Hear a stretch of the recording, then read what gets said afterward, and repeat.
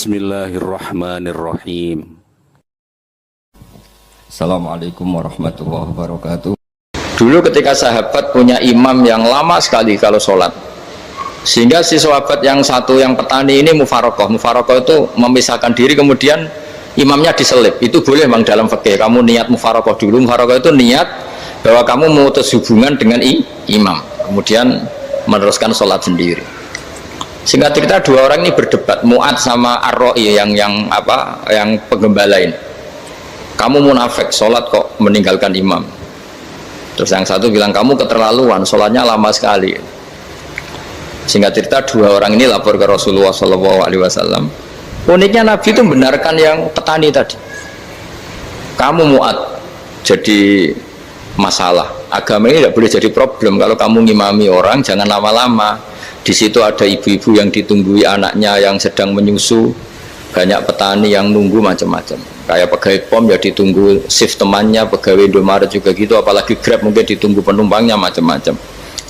Sehingga kebaikannya teman-teman yang kerja serabutan begini juga bergantung kebaikan imam tadi. Kalau sholat itu tidak boleh lama-lama, apalagi wiridan, sholatnya aja nggak boleh lama-lama, apalagi wiridannya. Nah, kadang-kadang orang ngira kebaikan tuh nggak ada sempritnya, ada juga. Sholat tuh ya disemprit sama Nabi, kalau terlalu lama juga disalahkan, karena nanti agama ini menjadi apa? Problem, menjadi problematika. Nah, termasuk kebaikan kita ketika membolehkan ya, atau mentoleransi atau mendukung pekerjaan mulai Grab dan lain-lain adalah agama ini rahmatan lil alamin. Dulu ada seorang sahabat tanya, ya Rasulullah, boleh nggak kita ngegeng di perapatan gitu? Kata Nabi, ya jangan kalau bisa, tapi kita harus natahaddasannya, itu tempat kita jagungan di perapatan, di tempat-tempat umum lagi, di halte, terus kata Nabi, nggak apa-apa, tapi fa'atut thoriq haqqoha, kamu harus memberikan hak jalan itu. Apa hak jalan itu? Satu, kamu amar ma'ruf, kalau bisa ya nahi mungkar, kemudian bikin suasana orang lainnya menjadi aman. Nah, ini yang catatan. Kalau hitung saja, yang ikut Grab itu berapa ribu?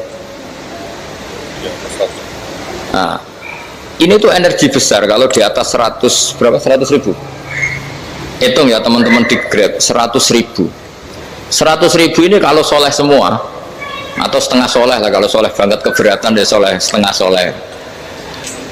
Itu tuh ada, ini sudah saya pikir, ada kebaikan yang menyebar di seluruh Nusantara yang berjumlah 100 ribu. Ini luar biasa. Ada kecelakaan, dia menolong pertama, ada pemerkosaan, menolong pertama, mungkin ada pencurian, ada apa.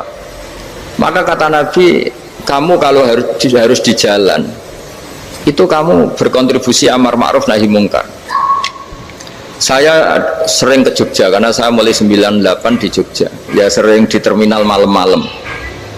Saya ketika kecil itu sering diceritain, orang nggak berani ke terminal ini banyak preman, nggak boleh ke terminal ini karena banyak preman. Ya mulai dari Sumatera, Jawa, hampir seluruh Indonesia. Kalau jam sekian sampai sekian sudah nggak berani karena banyak apa? Preman. Itu uniknya, preman-preman itu selain dulu ditangani tentara dan polisi, itu urusan negara ya kali itu, dan kita ngapresiasi. Itu hilangnya yang permanen itu bukan saja ditangani ABRI dan polisi, TNI dan polisi, tapi ditangani kultur. Banyak mulai orang soleh, santri dagangan di situ, ada ojek mangkal di situ, supir taksi mangkal di situ. Terus di sini orang-orang soleh yang menghalau ketika ada perempuan digoda atau perempuan dicopet atau apa. Terus lama-lama jadi kultur bahwa kebaikan ini dominan. Setelah kebaikan dominan ini otomatis menyingkir sedikit demi sedikit. Jadi selain negara ini harus melakukan sesuatu yang seharusnya, yaitu menjaga masyarakat dari kriminalitas, sebetulnya yang paling awet dan paling mudah dilakukan itu tadi, kebaikan harus menjadi kultur bersama. Sehingga kalau terminal kemudian ada mbak-mbak jilbaban yang dagang, terus bapaknya soleh, ada musola yang hidup, ojeknya juga gitu, terus supir taksinya, lalu kebaikan ini menjadi nilai bersama. Saking jadi nilai bersama, ibu-ibu yang takut atas dirinya nggak ngojek kecuali Pak ini karena terkenal amanah, nggak naksi kecuali Pak ini karena terkenal amanah. Dan kita Indonesia itu ingin seperti itu, sehingga amanah ini menjadi nilai bersama dan otomatis menjadi keamanan bersama. Cara wong Jawa itu tego nitipno anake karena dijamin aman, tego nitipkan istrinya juga karena dijamin aman. Nah, kalau kebaikan ini juga menjadi satu nilai jual dan kita bisa mengawal secara serius, itu alhamdulillah betul. Nah, dimulai dari mana? Satu, mental kita takwa. Kedua, sistem sosial, bahwa kita terkoneksi oleh indukan ya, juga terkoneksi oleh kepolisian. Maksudnya karena kita terdaftar, kalau ada anak hilang kan tinggal ini yang bawa wahyu misalnya. Nah, jadi saya mohon, semohon-mohonnya, kebaikan ini harus jadi nilai bersama. Setelah terminal itu banyak orang baik, otomatis yang ini tuh menyingkir itu. Akhirnya apa? Nanti yang bos-bosnya toko itu ya hanya nitipkan sama orang soleh, yang mau nge-grab juga hanya titip sama yang soleh, begitu seterusnya, sehingga jadi siklus kebaikan yang bersama. Nah, ini yang dimaksud Quran, wa tamiru bainakum bima'ruf. Iktimar itu namanya urusan bersama ya, saya ulang lagi ya. Jadi orang Arab kalau bilang iktimar itu urusan bersama, sehingga bahasa Arabnya konferensi besar itu kalau di NU disebut apa? Muktamar. Muktamar itu menjadikan urusan publik dirembuk, itu namanya apa? Muktamar. Nah, di antara kebaikan yang diinginkan Islam itu wa tamiru bainakum bima'ruf. Urusan kebaikan ini menjadi urusan apa? Bersama. Ya, saya contoh itu kecil saya itu mesti dikandani sama orang-orang tua, jangan di terminal ini sampai jam ini, jangan di perapatan ini ketika sudah jam begini. Tapi barokahnya orang soleh bertebaran di mana-mana itu. Yang tukang grab ya di mana-mana, yang penjaga toko ya banyak yang soleh, yang ngojek, yang macam. Sehingga di terminal itu nyari tempat sholat ya gampang, cari tempat duduk ya gampang, nyari orang amanah ya gampang. Bahkan lama-lama yang nggak amanah ini nggak laku. Dan ini yang kita inginkan. Dan ketika nggak laku, akhirnya dia kalau ingin laku harus amanah, atau ingin laku harus tobat. Nah, agama ini urusan bersama, sehingga Allah mengistilahkan wa tamiru bainakum bima'ruf. Jadikan kebaikan ini urusan bersama. Sehingga karena ini urusan bersama, ketika kita jadi kiai juga harus, kalau misalnya tadi ada Gojek kok makmum, atau Grab kok makmum, atau supir bis kok makmum, kiainya harus cepat sholatnya. Jangan baca surat Baqarah, nanti diomel-omelin apa penumpangnya. Begitu juga ibu-ibu menyempatkan jamaah, waktunya tidak lama, di rumah sudah ditunggu anaknya yang masih menyusu. Makanya Nabi ngendikan idza amma ahadukum as-sholata falyukhaffif. Kalau kamu jadi imam, sholatnya harus relatif cepat. Fa inna fihim ad-dhaif badal hajat. Di antara makmum itu yang banyak punya urusan.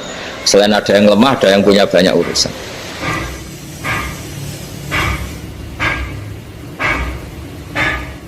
Nah, terus ketiga, masalah kekayaan hati.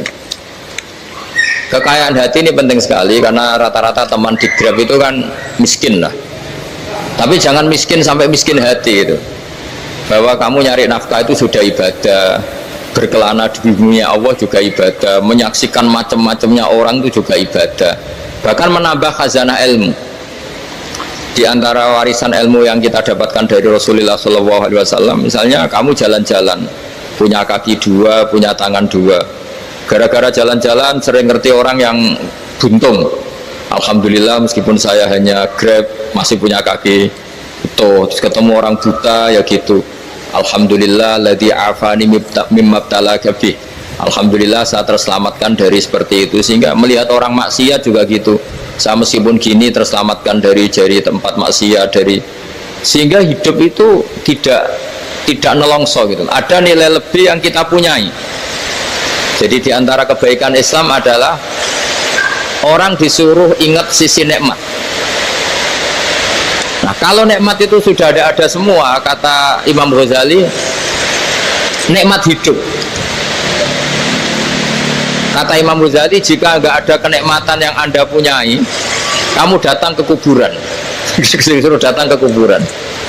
Dan kamu bilang begini, kenikmatan kembali ke dunia adalah kenikmatan yang diinginkan mulai yang mati zaman Nabi Adam sampai kiamat. Jadi kalau Fir'aun yang pernah jadi raja, Namrud, semuanya, bahkan orang-orang soleh sekalipun, kalau kamu tanya keinginan terbaiknya apa?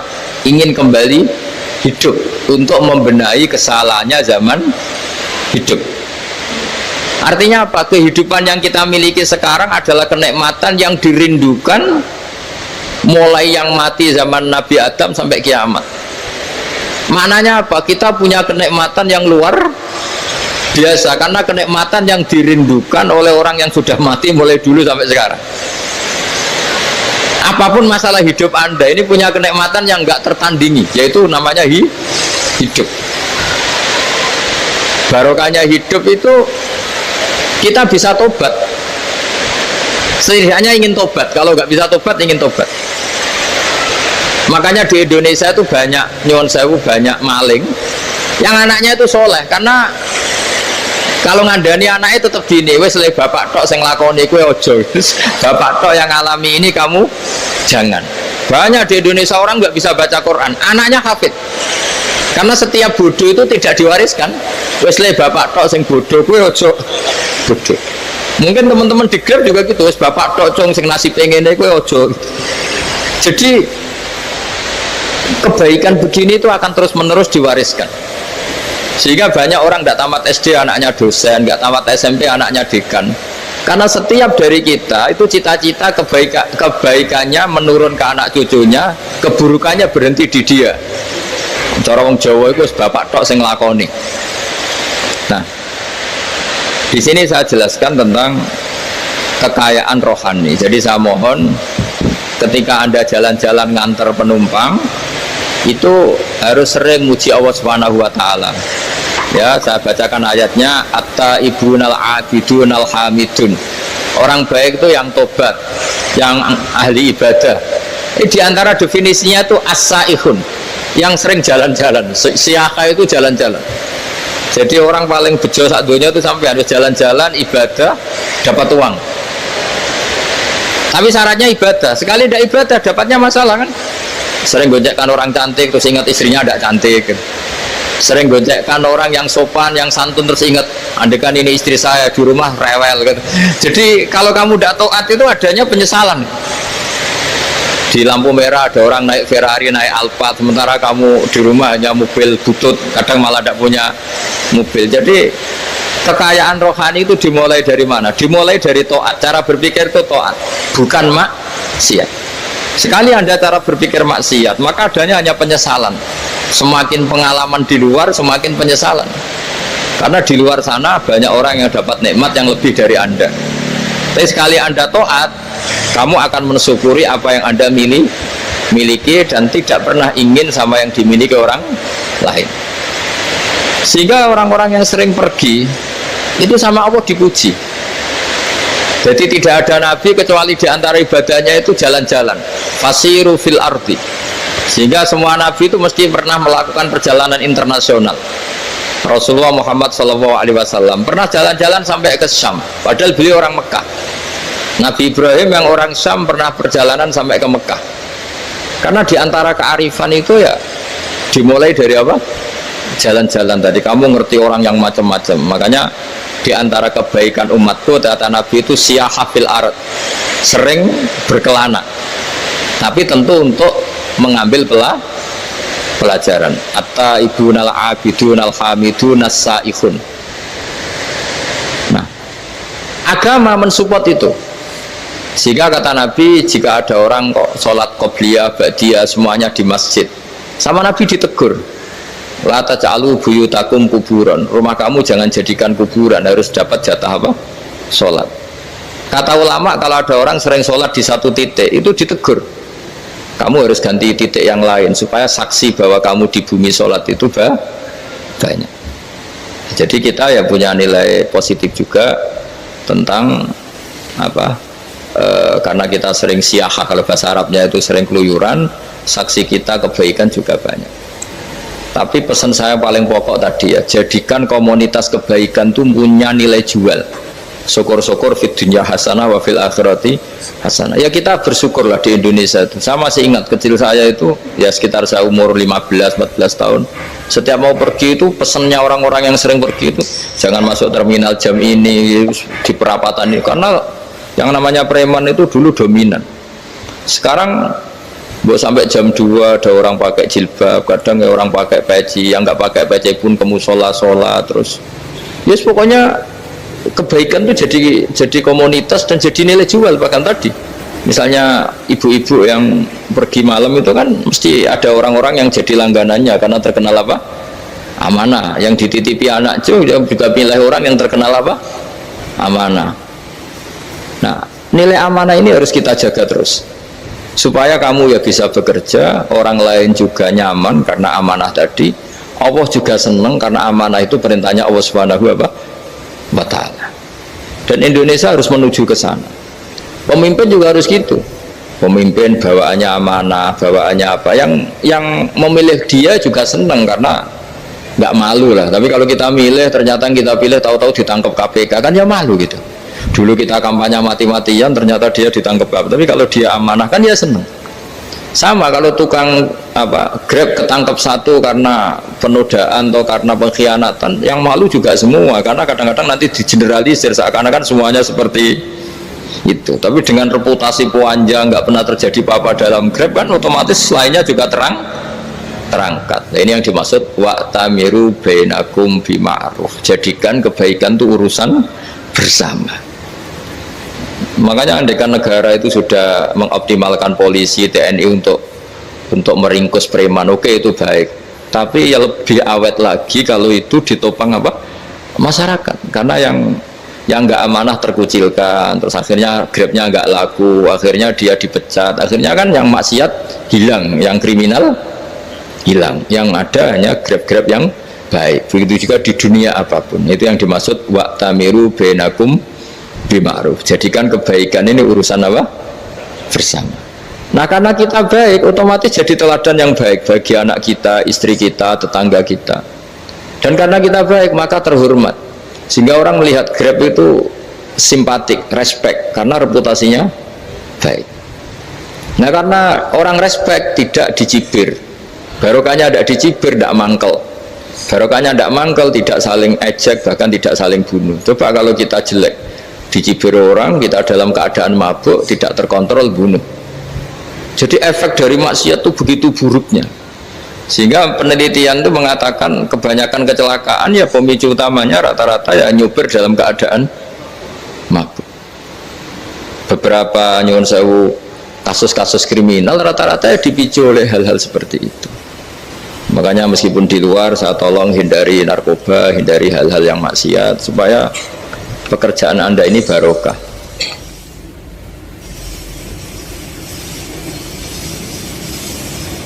Kemudian yang terakhir saya beri ijazah tentang Al-Fatihah ya, karena ini surat yang populer.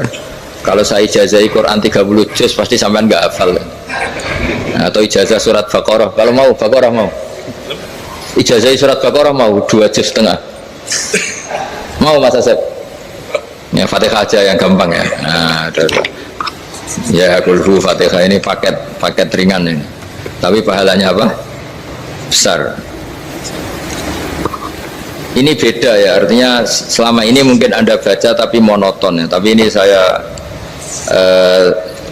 bacakan teks aslinya tentang istilahnya itu mazaya itu kelebihannya Fatihah.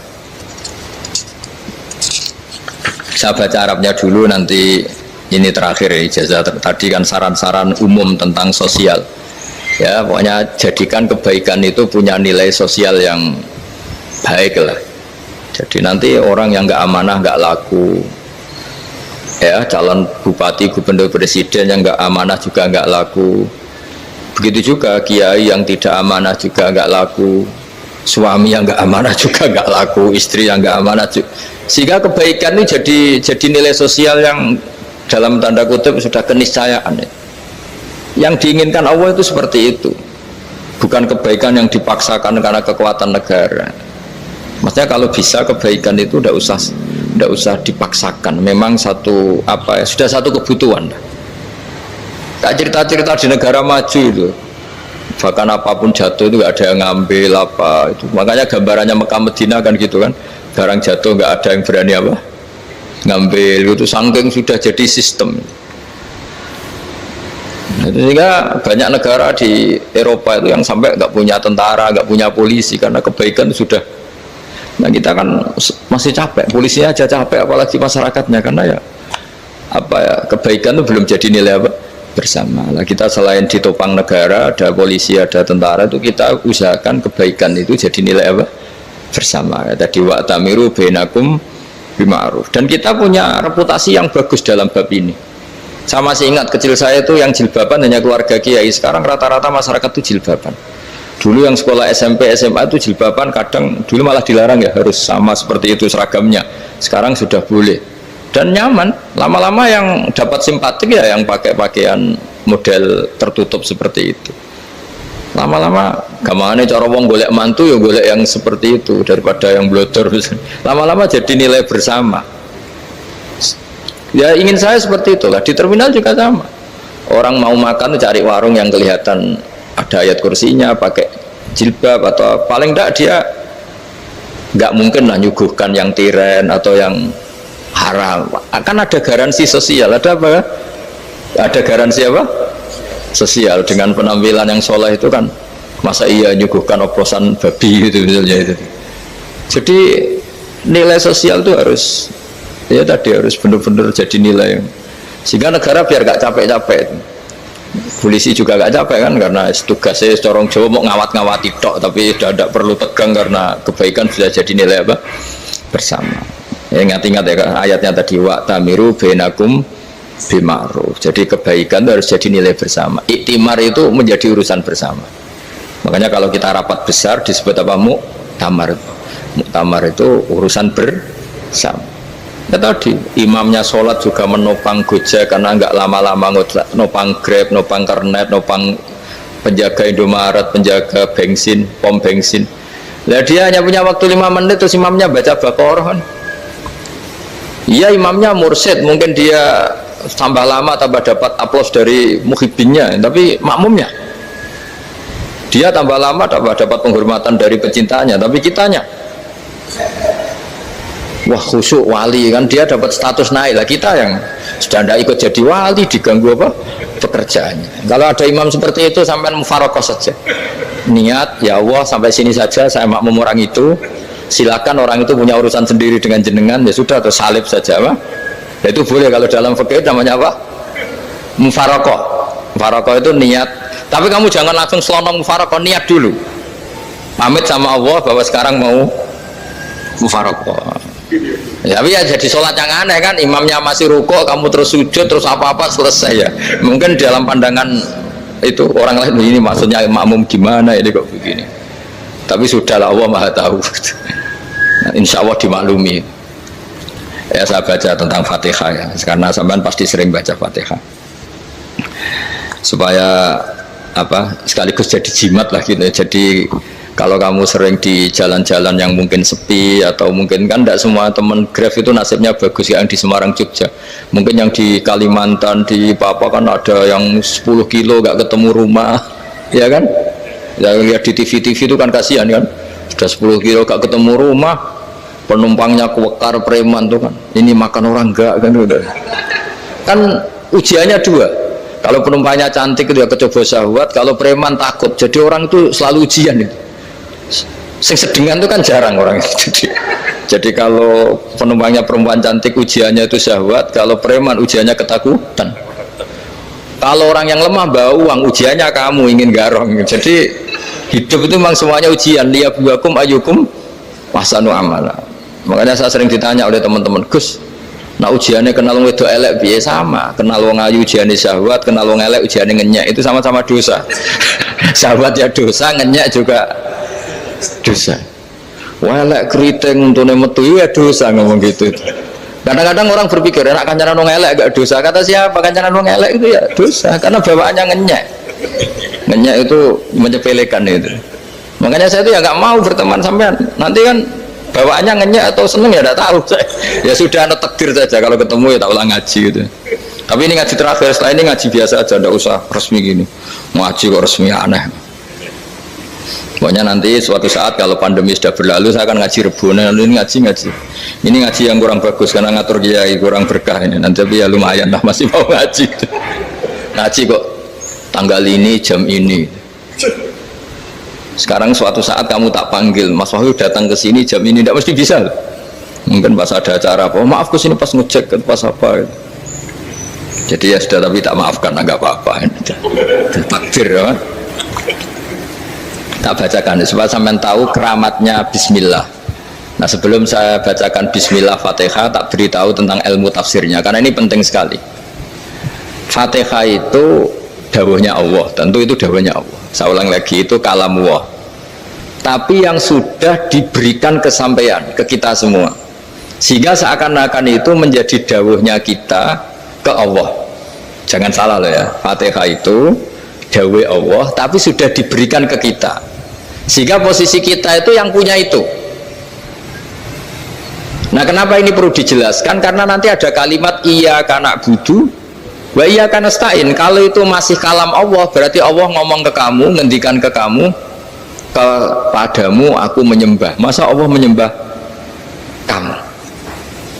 Nah, sehingga ilmu tafsir itu menyelesaikan itu dulu ya. Saya ulang lagi ya, sebelum sampean sering baca Fatihah, aku yakin ya sering baca. Tapi barokahnya tidak paham itu tidak pernah janggal. Enggak paham itu ya penting supaya tidak iskal, tidak janggal.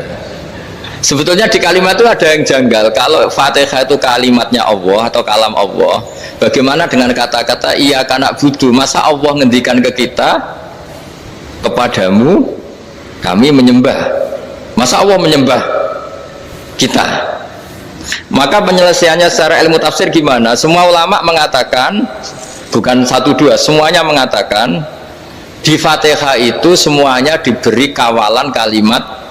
Saya ulang lagi ya, di Fatihah itu semuanya diberi awalan kalimat qulu, katakan wahai hambaku begini ya, katakan wahai hambaku begini.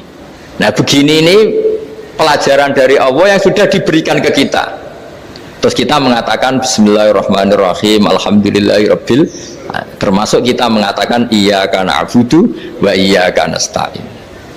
Jangan bayangkan Allah ngendikan ke kita. Kalau Allah ngendikan kita berarti gini, hei Wahyu, ihdinas siratal mustaqim, tunjukkan saya jalan yang benar.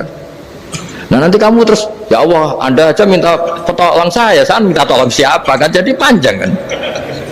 Ya, saya ulang lagi ya. Jadi itu di Ulumul Quran diterangkan gimana? Sebelum baca Fatihah, ya. Fatihah itu kalamullah, ngendikane Allah, tapi yang sudah diajarkan ke kita dan sudah milik kita, sehingga kalimat itu menjadi milik kita. Tapi ya kalamullah, tetap kalamullah, tapi sudah menjadi milik kita. Udah paham ya? Ya pinter nah. Ya, karena kalau tanpa penjelasan seperti ini, Anda akan iskal. Bagaimana Allah, iskal itu janggal. Bagaimana Allah mengatakan iya karena butuh? Kan jadi aneh ya? Ya, jadi tak jelaskan secara ilmiah ya. Jadi kata ulama-ulama tafsir, ayat-ayat Quran seperti ini sebetulnya dimulai dari qulu, apa? Meskipun nggak dilafatkan. Itu kan sama dengan qul huwallahu ahad Muhammad, katakan kalau Tuhan itu satu. Ya, namanya Quran itu kan kalam Allah, membina nabinya, membina umatnya. Makanya dikatakan atau enggak, di sini tersembunyi kata qulu, katakan. Ya, jadi ya ibarat apa itu, kamu ngajari anak kamu lah, panggil jenengan bapak kulo. Itu maksudnya anak itu, kalimat itu kalimat kamu, tapi kamu ajarkan ke anak kamu. Terus anak kamu bilang, Pak jenengan bapak kulo. Nah, ketika kamu mengatakan jenengan, bukan kamu mengatakan jenengan anakku, berarti anakmu itu bapakmu, kan lucu kan. Anak kamu ajari jenengan bapak kulo, kamu engkau bapak saya. Terus anak kamu mengulang, jenengan atau kamu bapak saya. Berarti itu kalimat yang kamu ajarkan, tapi sekarang sudah milik anak kamu. Kalau itu kalimat kamu kan lucu, masa anak kamu bilang bapak. Nah, itu seperti itu. Jadi ulama memberi solusi atau jawaban iyyaka na'budu wa iyyaka, itu sebelumnya ada kata-kata qulu, katakan wahai hambaku, hubungan kamu dengan saya adalah katakan iyyaka na'budu wa iyyaka nasta'in. Terus hubungan kamu dengan saya katakan juga dalam doamu ihdinas siratal mustaqim. Jelas ya, jadi itu kalam Allah, yang sudah milik kita karena diajarkan Allah untuk kita. Dong ya? Ya udah dong, yes. Gak jelas gak. Tapi bagus, gak jelas tuh bagus. Kalau kamu jelas gak jadi dikrem, jadi gubernur. Min azimi fadliha kasratu asma'iha wa fadail ukhra. Ini cerita dramatisnya surat Al-Fatihah. Qala Abu Hurairah radhiyallahu anhu inna iblisa ranna khina unzilat Al-Fatihah. Jadi iblis itu begitu kesakitan. Ini kitab Abwaabul Farad karangannya Syekh Muhammad Alawi, juga kutipan dari beberapa kitab. Yang jelas beliau sendiri juga ngutip dari beberapa riwayat di beberapa hadis. Halaman 123. Ketika Fatihah turun itu iblis kesakitan. Kayak orang sakit gigi lah, tersiksa sisanya karena turunnya surat apa? Al-Fatihah. Artinya kalau Anda baca Fatihah dijiwai, maka Anda melemahkan setan, melemahkan iblis. Wa qala Mujahid, khina unzilat Fatihatul kitab ronna fastama indahu asyayatin. Jadi ketika Fatihah itu turun, iblis itu terkapar lah kira-kira, sampai dijenguk banyak setan. Jadi kemana di ICU lah kira-kira gitu kalau sekarang itu, entah COVID entah enggak tahu, pokoknya di ICU sampai dijenguk banyak setan. Enggak tahu bawa apa enggak tahu, pokoknya dijenguk banyak setan. Nah, nyangoni karena ini apa? Ketuanya apa? Pingsan, sakit. Jadi iblis itu sakit sampai dijenguk anak buahnya setan-setan. Ya, semoga kalian semua tidak kenal setan. Kalau kenal berarti teman, apa? Wa qalu misla dzalik. Wa qala lahum laisa mimma taquluna syai'un walakin unzilat suratun laisa ajru qailiha illa an harrama alaihi nar jahannam. Saya ini bukan sakit fisik, kata iblis. Kamu tidak usah jenguk saya, datangkan dokter terbaik, tidak usah. Saya ini tidak sakit fisik. Saya ini sakit karena ada surat yang diturunkan, yang pahala yang melafadzkan surat itu pasti selamat dari neraka. Padahal misi terbesar saya ini supaya manusia masuk neraka. Sekarang punya tamengnya. Gue pusing kan? Ya seperti orang lah, goda sampean ternyata sampean setia, itu kan pusing. Nah ternyata tidak setia, itu yang akhirnya ribet kan itu. Jadi iblis itu cita-cita terbesarnya kan semua orang itu masuk neraka. Nah sekarang turun satu surat yang gara-gara surat itu siapapun yang baca dijamin selamat dari neraka. Jadi walakin unzilat suratun laisa ajru qailiha illa an harramallahu alaihi nar jahannam. Karena jadi dia shock lah, kalau orang di Jawa itu bilang shock. Aduh, sial nasib saya ini umat nggak bisa saya goda lagi karena punya tamengnya tadi punya. Qad tolakaidukum wa makrukum. Rekayasa kalian sekarang itu tidak ada gunanya semua. Nah, ini alhamdulillah di Indonesia kelihatan kan banyak yang miskin, banyak yang susah. Tapi selagi mereka masih sholat, itu keinginan mencari halal itu masih tinggi. Kayak apa kita di tengah kota, jauh dari anak istri, jauh dari tetangga. Biasanya kalau orang jauh dari anak istri, tetangga kan sakar PDW. Tapi yang soleh masih banyak, sudah jauh dari keluarga tetap lurus. Loh, kalau yang dekat lurus kan wajar, konangan wong akeh kan. Ini sudah jauh masih lurus. Nah ini nggak lepas dari barokahnya surat apa? Surat Fatihah tadi. Jadi karena ada surat yang menjamin pelafalnya atau qailiha terbebas dari api neraka. Wa qalat as-sayatinu lahu is ayyusai'in ta'muruna ya maulana. Faqala lahum idhabu wajtahidu hatta tukhfilu qulubahum hatta la yaqulu hadhihi surah. Lalu kita gimana, jari para setan begitu. Lalu kita gimana? Terus kata iblis, sudah bikin mereka lupa sehingga tidak baca lagi. Selagi masih baca kita pasti keok. Jadi kalau sampean sudah jarang baca Fatihah itu berarti sudah bagian dari kemenangan apa? Iblis. Jadi kalau sampean sudah jarang baca Fatihah itu berarti bagian dari kekalahan Anda, kemenangan iblis. Masih sering baca? Alhamdulillah. Berapa kali? Pertama kali sholat. Terus apa lagi? Ya, kalau ngajar ini itu juga saya itu juga.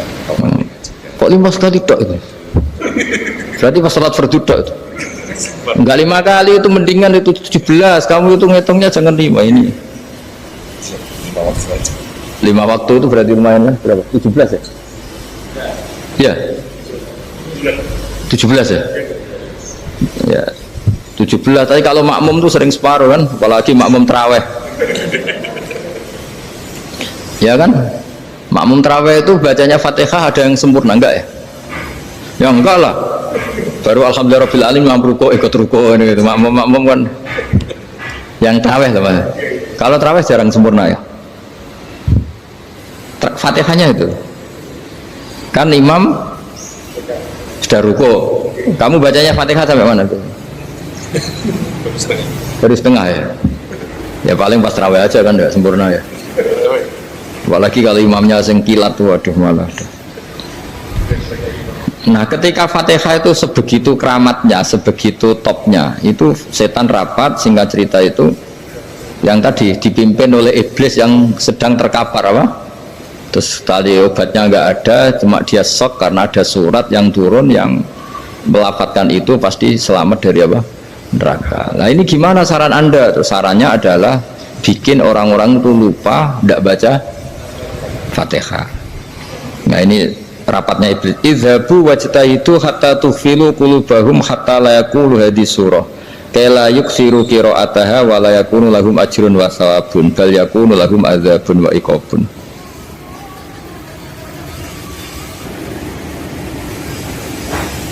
Jadi saya mohon selama ini Anda sudah baca, tapi mungkin hanya rutin saja. Napa rutin saja? Tapi barokahnya ngaji ini kamu punya kekuatan atau punya semangat membaca, karena ini surat yang luar biasa. Ibarat gini, kalau sampean tanya, saya juga sering mikir, masa Gus hanya surat kok punya kekuatan seperti itu?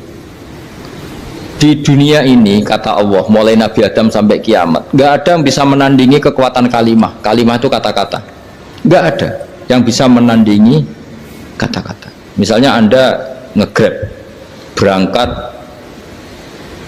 istri cuek, berangkat cuek, itu beda dengan ketika meskipun satu kalimat, wes Pak, muga-muga dilindungi pangeran, mungkin jenengan selamat, itu menjadi teduh dan semangatnya luar biasa karena kayak mendapat support.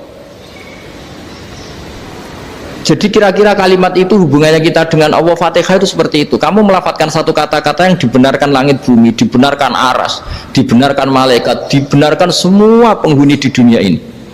Sehingga itu efeknya luar biasa. Itu seperti gini ya, kamu cerai sama istri, terus nikah lagi katut babon. 10 tahun anak kamu dididik, ibunya benci kamu, dan memang Anda layak dibenci. Dididik. Dan sampai nggak pernah manggil kamu Pak. Suatu saat kamu tentu rindu kan, ingin dipanggil bapak oleh anak kamu. Suatu saat anak ini manggil kamu Pak E. Itu senengnya bukan main, hanya sebuah kata-kata. Makanya kadang-kadang orang itu tanya sama kiai, ijazah lafadz ini gunanya apa sih? Itu ijazah-ijazah itu untaian kata-kata, yang kata-kata ini dibenarkan langit dan bumi dan aras dan para malaikat, sehingga efeknya itu luar. Nah ibarat seperti itulah, kamu melafadzkan Fatihah itu melafadzkan kata-kata yang dibenarkan Allah dan Rasul dan semua malaikat, semua penghuni langit, maka ini efeknya pasti luar. Nah di sini lah orang-orang dulu itu tahu keramatnya itu, sehingga ketika melawan Belanda, melawan Jepang dulu itu kalimat-kalimat itu menjadi mantra yang luar biasa. Doa yang luar biasa. Tapi di era modern karena orang sudah tidak ngerti itu, dianggap itu mantra, jimat, khurafat, bid'ah, waduh ribet menemal. Sebetulnya tidak seperti itu. Memang kata-kata ini kekuatannya luar biasa. Sama kesakitan hati kamu juga karena itu. Wis ngojek wangilan. Lha Pak di bojo kok kowe gagah tok kere. Wah, iku seling terus mesti. Padahal kalimat itu kan tidak melukai secara fisik, tapi apa kerjanya sesuk sarasa-rasen. Karena terus dengan pengadilan seperti itu kan, ngapain kerja demi perempuan yang seperti ini? Lagi-lagi kata-kata ini luar. Nah bayangkan kalau kata-kata itu adalah kalimat yang diajarkan Allah lewat Rasulnya, lewat malaikat Jibril. Kayak apa kekuatannya itu? Nah, kira-kira Fatihah itu gitu. Kalimat yang baik, kalimatan thayyibah diajarkan oleh Allah dan Rasul. Kayak apa kira-kira kekuatannya? Pasti luar biasa. Wong support yang dikatakan istri kita, anak kita aja luar biasa, apalagi ini support yang diajarkan Allah dan Rasul. Ya makanya saya mohon kalau baca Fatihah, baca kalimat-kalimat thayyibah ketika sholat itu dijiwai. Ya misalnya Rabbana lakal hamdu mil'us samawati wa mil'ul ardi wa mil'u ma syi'ta min syai'im. Engkau zat yang layak dipuji, dan pujian ini memenuhi langit dan bumi. Karena kita tahu nggak ada sejengkal di alam raya ini kecuali di situ ada rahmat Allah. Misalnya kamu bisa lewat sampai rumah saya, kamu mungkin anggap biasa saja. Coba kalau ngalami likuifaksi, tahu-tahu bumi ini ambles, bisa ngelewati yang likuifaksi itu luar.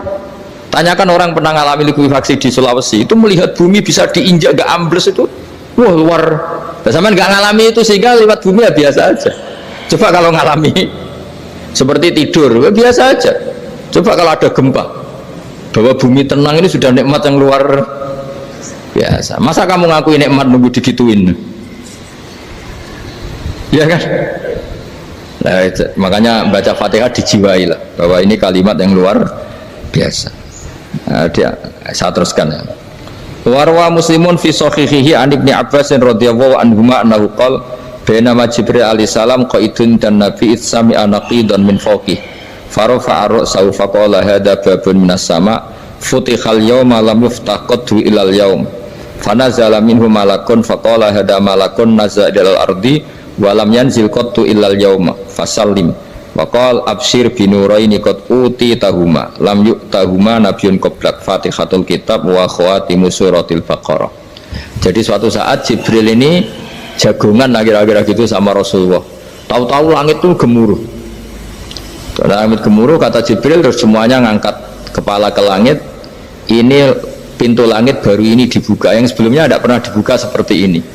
Turunlah malaikat, yang malaikat ini pun malaikat spesial, yang nggak malaikat murahan lah kira-kira gitu, yang nggak pernah turun ke bumi kecuali juga saat itu, dengan penyambutan yang luar biasa, dengan semuanya tidak pernah terjadi, hanya karena bahas surat Fatihah. Jadi ini surat yang luar biasa, pengawalannya lewat malaikat yang spesial, nggak pernah turun di bumi kecuali saat itu, penyambutannya juga nggak pernah seperti itu, baru seperti itu. Jadi semuanya itu spesial. Nah, kenapa ini spesial? Karena di situ ada isi puja-puji kepada Allah Subhanahu wa Ta'ala. Ada ikrar kita, alhamdulillah rabbil alamin ar-rahmanir rahim. Ikrar ini penting. Kalau contoh paling gampang gitulah, kamu punya istri selama ini cerewet terus, suatu saat ngomong, Pak, tak angen-angen rawono wong lanang koyo sampeyan. Wah, itu langsung tidak ada lelaki sebaik engkau. Itu sama senengnya, masya Allah, karena ada ikrar dari seorang istri ke kamu. Nah, bayangkan kalau ikrar kita sebagai hamba diakui oleh Allah Subhanahu, maka ikrar ini akan dicatat sebagai kebaikan kita yang kita panen nanti di akhirat, karena ada ikrar. Kita ikrar bahwa alhamdulillah rabbil alamin, kita ikrar ar-rahmanir rahim, kita ikrar maliki yaumiddin, kita ikrar iyyaka na'budu wa iyyaka nasta'in. Sampean misalnya jadi orang Indonesia, ketemu orang Indonesia yang makmur di Jerman, terus lupa Indonesia. Kamu orang Indonesia? Enggak, saya enggak orang Indonesia. Mangkel gak kira-kira? Mangkel. Karena salah ikrar kan gitu. Ya, jadi saya mohon jangan anggap kalimat itu hal yang biasa, tapi luar biasa. Nggih, ngoten mawon. Assalamualaikum warahmatullahi wabarakatuh.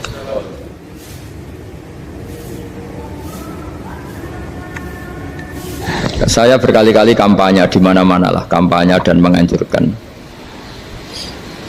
Di antara catatan dalam Suhufi Ibrahim wa Musa kan ada kan di Quran itu yang dinamakan lampiran-lampiran wasiatnya Nabi Ibrahim dan Nabi apa?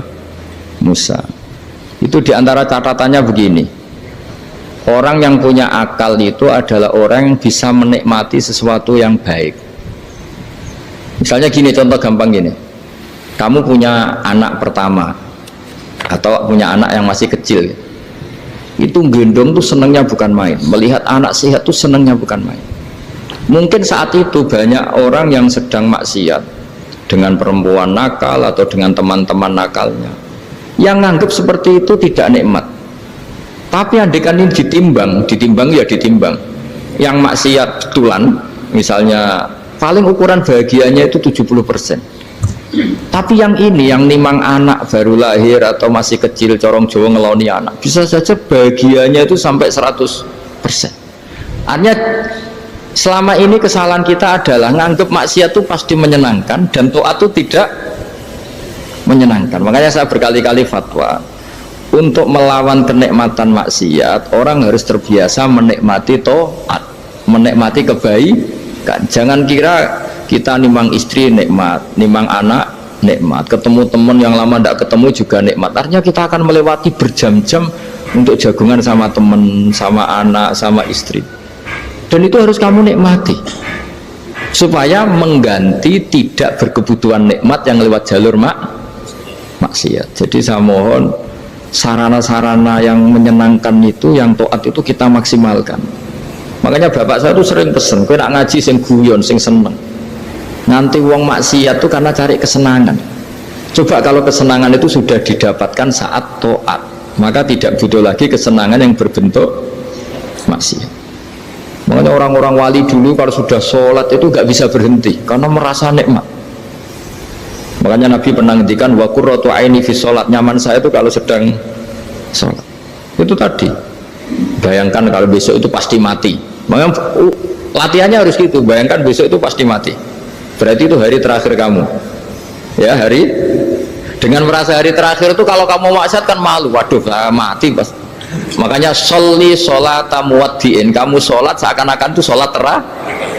Dan bayangkan akhirat itu wa'mal li akhiratika ka'annaka tamutuhu, dan bayangkan akhirat itu besok kamu mati. Sehingga ketemu istri ya seneng karena ini pertemuan terakhir, ketemu anak ya seneng ini pertemuan terakhir, sholat juga tenanan karena ini sholat terakhir. Sehingga kalau mau maksiat tuh takut, jangan-jangan ini kehidupan saya terakhir kok tak pakai seperti ini. Nah, jadi di antara resepnya itu apa tadi? Nganggep ya ibadah itu menyenangkan, nah, gitu. Pinter.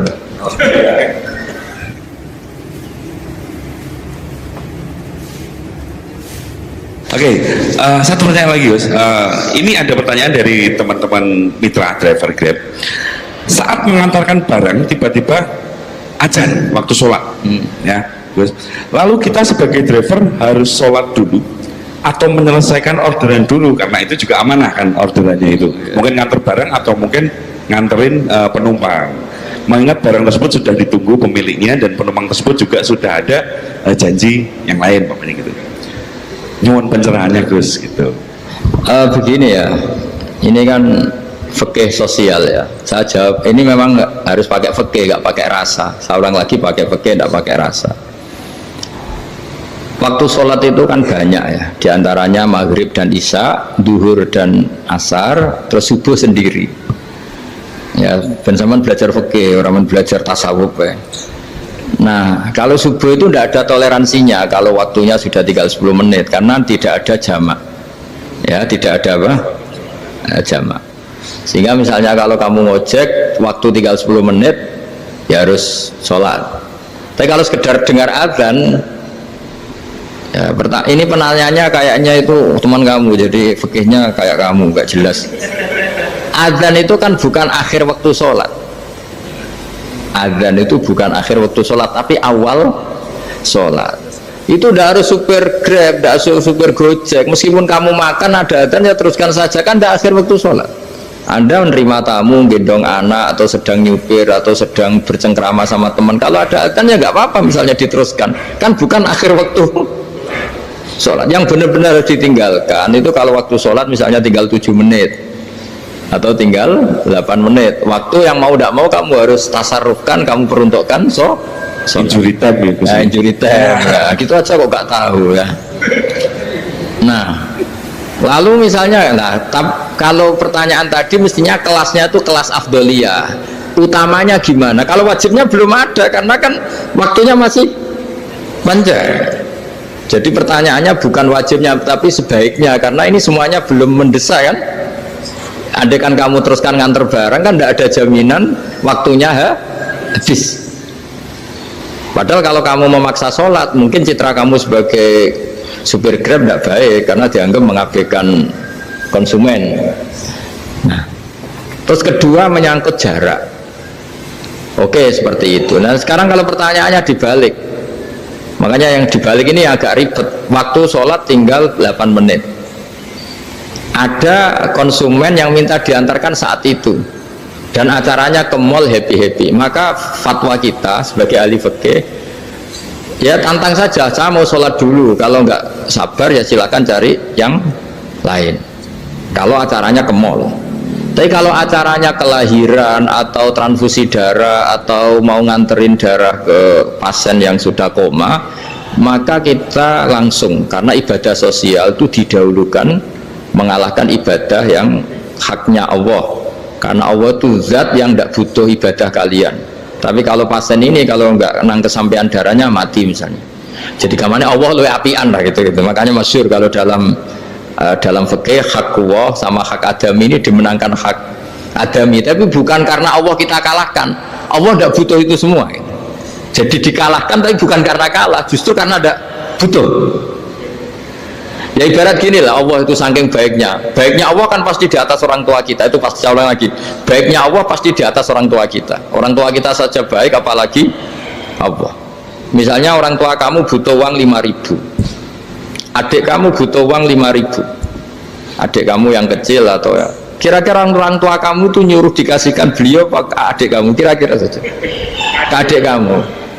Nah Allah itu saking baiknya, hal yang terkait Allah misalnya tadi sholat tepat waktu sama ibadah sosial itu disuruh ibadah sosial. Karena ini kalau nggak kesampaian transfusi darahnya atau apalah, atau kamu dokter yang harus mengurus operasi waktunya tinggal 5 menit, kamu harus ngoperasi pasien dulu karena Allah bisa menerima sholat kamu. Nah tak terangkan lagi ini fikih terus. Lalu sholat yang apa? Kalau sholat itu antara maghrib dan isya dan nanti yang terlambat itu maghrib, kita ngikuti ulama yang mengatakan jika ada darurat maka maghrib dan isya boleh dijamak meskipun tidak atas nama pergi. Kan jarak kamu kan tidak jarak masafatu qasrin. Artinya apa? Misalnya saya dokter harus operasi, waktu saya tinggal 8 menit mau maghrib, ternyata harus ada operasi. Kalau saya nggak nangani mati, saya harus operasi. Dan nanti waktu saya maghrib habis itu tidak harus dikatakan kodok atau yang mengeluarkan maghrib dari waktunya. Bisa saja menurut ulama dianggap boleh dijamak takhir dengan isya karena kondisinya masih waktu jam'in. Begitu juga duhur dengan asar. Tapi kalau waktunya itu asar tinggal 8 menit kemudian harus ada operasi, ya kita operasi.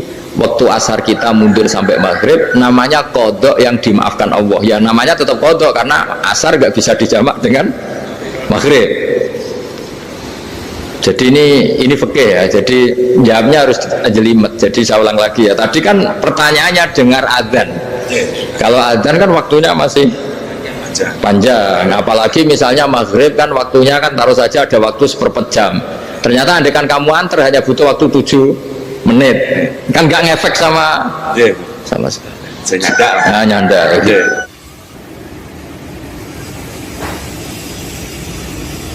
Kalau ada driver dapat orderan food nganterin makanan tapi makanannya non halal, itu pakai pripun. Nah, makanya itu tadi kamu tahu betul kalau itu non halal loh.